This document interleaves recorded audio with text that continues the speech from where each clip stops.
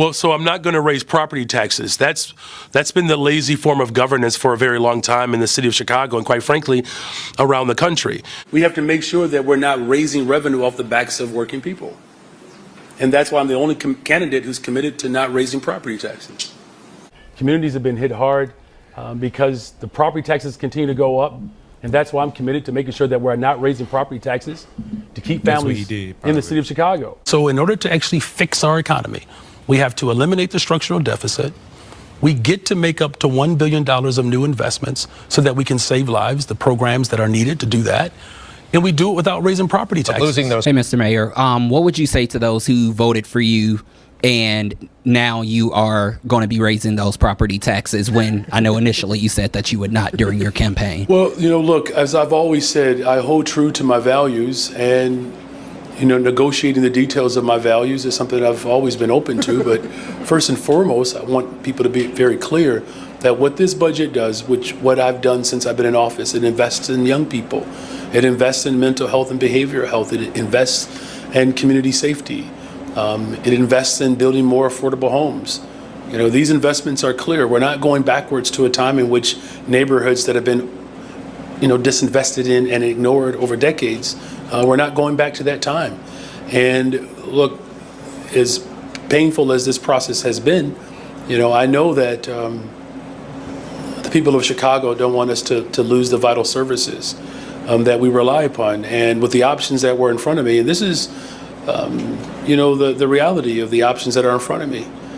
We can cut and lay off our neighbors. We can find revenue streams, but we have to make sure that we're paying our obligations as well. And this is the beginning of an open process that I'm looking forward to engaging with all of our city council members and the community at large. I couldn't really pay attention because of the girl beside. Brandon Johnson that was sucks. distracting me too. He sucks. Oh, they still got the illegals in Chicago, huh? It's interesting that he still has a job, and they made the mayor of Oakland resign. So he's basically asking for an investment from somebody. Well, you gotta get money from somewhere. You think that money they spent, they just gonna keep spending it and go into a deficit? So that's they gotta find a way to get that back. American taxpayer dollars, basically. No, that's taxpayer. Illinois taxpayer dollars. Yes, well, not Illinois. Chicago finna start looking like LA with them houses finna be $1 million.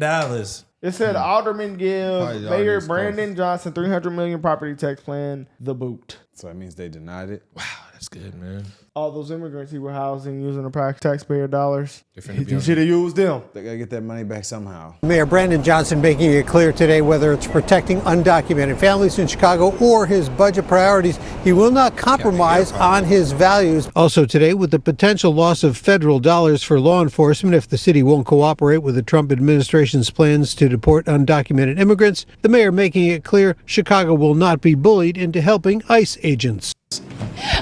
Returning to the election results, we heard from President-elect Trump's border czar saying that he was prepared to send squads of ICE agents into so-called sanctuary cities, including New York. He did not mention Chicago, but of course that would apply to Chicago. Are you prepared to somehow resist the arrival of ICE agents, and are you prepared to defend the city's public safety budget from attempts by the incoming Trump administration to withdraw funds if you resist working with ICE agents? That's impressive, Heather. Yes, yes, and yes. Okay, look, we're going to defend the people of this city because, look, his attack, let's be very clear, the president-elect, former President Trump, his threat is not just towards new arrivals and undocumented families. His threats are also against black families. He has a vision to destroy public education. Public education at the expense of the state, after all, is a Negro idea. Those are the words of W.B. Du Bois. So I really hate these niggas, bro. It gets worse and worse every day, man. So all them black people hold on, man. All them black people that came down and got on your ass, you gonna say this is for them too? Yes, bro. It's people that disagree with you, Mayor Johnson. How is this a threat? Because it's a simple disagreement. People don't want illegal immigrants in their neighborhood, Brandon. You know what? You know everybody, they need to investigate him. How much bread he touching And on then the low? he's using Chicago's taxpayer taxpayer money, and then he's asking for money. That's why it's getting denied, buddy. Because it seems like you can't do good with the money that you're getting. Actually, I don't know, because he is a sanctuary city. So I respect Eric you Adams know now, that was Joe man. Biden's fault, but then you kind of like You're enabling it yeah, now. you're continuing to go with it. You're not doing the Eric Adams. They're trying to get away from that, brother. You continuing it. That's the problem. I can't believe he just said that, man. That was crazy. His threats are also against black families. He has a vision to destroy public education. Public education at the expense of the state, after all, is a Negro idea. Those are the words of W.E.B. Du Bois. So when he talks about Project 2025 and dismantling public education, we're talking about a system that has been designed to create leveling opportunities for families who are descendants of slaves. Oh my God. He's also threatening the Department of the Environment. We restore the Department of the Environment. With global population shift and climate change that's happening all over the planet, we're going to stand up and protect our environment. We're going to stand up and we're going to protect undocumented individuals. We're going to protect black folks, brown folks, Asian folks. Listen, the anti-sentiment that exists in this political space right now is unconscionable and it's dangerous. Whether it's anti-black or anti-Semitic, we're going to protect people and we're going to invest in people. The city of Chicago will be better, stronger, and safer despite who's in the White House. That's crazy. You know Said what's Project 2025. The fact that people are still talking about Project 2025 is actually beyond me. You know what's kind of more crazy about this? If you get rid of the immigrants, right? You could actually have funding and actually help them schools in Chicago. Yeah. But since the immigrant came, y'all all of a sudden gathered money to fund the immigrants. So like, what is it, That's my the guy? problem. Is it y'all? Are y'all mishandling the money? Are or you is- pointing the finger on racism, brother? So like, what is it? You're in charge, But brother. then, it was Joe Biden's fault too, though. Joe Biden still allowed He could have it. said, But I don't want him. he's It's over with. continuing. That's the problem. And people. The city of Chicago will be better, stronger, and safer despite who's in the White House.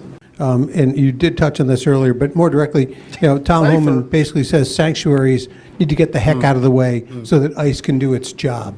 I mean, what is your message back to the Trump administration with those kinds of threats, if you will? Yeah, look, whether it's threatening, our undocumented families and new arrivals, or whether they're threatening black and brown families who believe in public education like I do, we're not going to tolerate, and we certainly are not going to cower to someone's threat. This is Chicago, you all. I mean, we produce the most innovative, the most talented people around the globe. There's a congressional leader, I believe, out of Arizona, who was born and raised in Chicago, right? And look, the incoming administration is not just a threat to Chicago, but a threat to what is sensible about this country. And as mayor of the city of Chicago, we're not going to bend or break or cower to someone's threat. We're going to stand up and unite around our shared values, and they have my assurance that I'm going to protect the families of this city. You're going to protect these families of this city. So now you're going to raise taxes to hurt these families even more, which is going to hurt them in all aspects. And then you're going to continue to house people that's here illegally. For free. And you spending the taxpayer dollars to house them and make them survive. And he be crying about reparations. You got a mohawk. Why You y'all get- taking him serious? And, The, like, you pretty the much, reparations argument is interesting to me because the fact that people can continue to like not saying that it's not a justified argument, but the way that people continue to say, "Oh, reparations." It's not justified in 2024. Well, I mean, I But just the don't. illegal immigrants get reparations. I personally just don't think it's coming because you're advocating That's the for only thing that another group justifies to get reparations while begging simultaneously for you to get reparations. Where it the makes money no gonna sense come I'm gonna to stop me. pointing at y'all because Exactly. y'all didn't vote for him. Then complain But about high taxes. and everything is expensive. The city voted for him, so they getting what they deserve. Hey guys, They are. if you watching this, nothing in this world is free. You think something is free, somebody's paying for it in the back end. Always. I just don't understand. Like when people say reparations, how do you justify that in your head? Like how does that make sense? Donald Trump is promising the largest mass deportation of undocumented immigrants in U.S. history if he is elected. NBC News has learned Trump is considering withholding federal police grants from local law enforcement agencies that decline to take part in those massive deportations. That's according to 3 sources close to the Trump campaign. With us now is NBC News Homeland Security correspondent Julie Ainsley, who helped break this story. Julie, thank you. Is this story about Trump's decision to override local control and, essentially control of its departments? Yeah, that's right. This is something that they actually tried to do in the first Trump administration to get sanctuary cities to cooperate with ICE, to tell ICE when they had immigrants that they encountered in law enforcement operations. Because, many cities, even California as a state, they are sanctuary. They will not cooperate with ICE. So they've tried this in the past. Those states sued and the Trump administration was blocked. But they think they can try it again. And there's a team of people now who are developing legal strategies about how they're going to get law enforcement to cooperate with mass deportation. Because right now, ICE just doesn't have the budget when you look at the millions of people that Trump wants to deport. His priority list starts with almost 2 million people. So ICE would have to have a tenfold budget increase to get there. So their solution is local law enforcement. What are they going to do about sanctuary cities? They want to hold back federal grants. These are grants that go out from the Justice Department to local and state law enforcement every year. They're very competitive. It's about $250 million. And it's really the largest federal grant program for law enforcement from the Justice Department. A lot of jurisdictions depend on this for things like treatment centers, for drug rehab. They use it for law enforcement, for prosecutions. They use it in a lot of these smart policing strategies we're seeing. These are really competitive grants, and they're used really in some really critical areas, especially areas that might be underserved. And so it could be something where we see another lawsuit, but right now they're looking at how they could get around legal challenges to be able to withhold those funds to pressure sanctuary cities, not just to cooperate with ICE, but to actually be going out themselves to arrest migrants to be part of this mass deportation effort, Jose. I don't understand why they try to make it seem like this is all so crazy. Well, if we was in somebody else's country, they're going to kick our ass out. Facts. Or arrest our ass and leave us in the jail. This even proves more that you can't be a dictator in this country. The only reason he's doing that, he's holding them funds, is because that a state could or a department could just be like, forget Trump. We're not doing anything, just like Brandon Johnson just said, and keep the immigrants in these cities. Disobey. That shouldn't be legal, I don't think. What? To just do that. What do you mean? Like how just disobey. Yeah. You saying it shouldn't be legal? Shouldn't be legal for them to do that. Yeah, I mean, they demonizing the situation. They're trying to make it seem like, oh, it's going to be another lawsuit because this is bad. Trump shouldn't be allowed to do this. Defund, I guess. I mean, he's not defunding the police. He's just holding certain funds back so y'all have to cooperate. Because it's just like, it's so much different, like, branches of government and all these different things that stuff has to pass through. Donald Trump just can't go in there and just say something's going to happen and it happened. These people got to cooperate with it, and all these different people have to cooperate for it to happen. So this proves that he can't be Hitler. But y'all just be debunking y'all own points every day. Yeah, but at the same time, though, if he was Hitler, he would just be like, oh, it'd be over with. He has to hold back funds for y'all to do something that the American people want anyway. Like, oh, y'all want to listen? Oh, y'all ain't getting this then. Because if y'all the left city, y'all aren't going to do it anyway. Yeah. That's why he has to do that. He has to exercise his power. You have to, you don't want to cooperate. All right, well, you don't eat. That's what it is. That's what it is. You don't want to follow the rules. That's what the people voted for.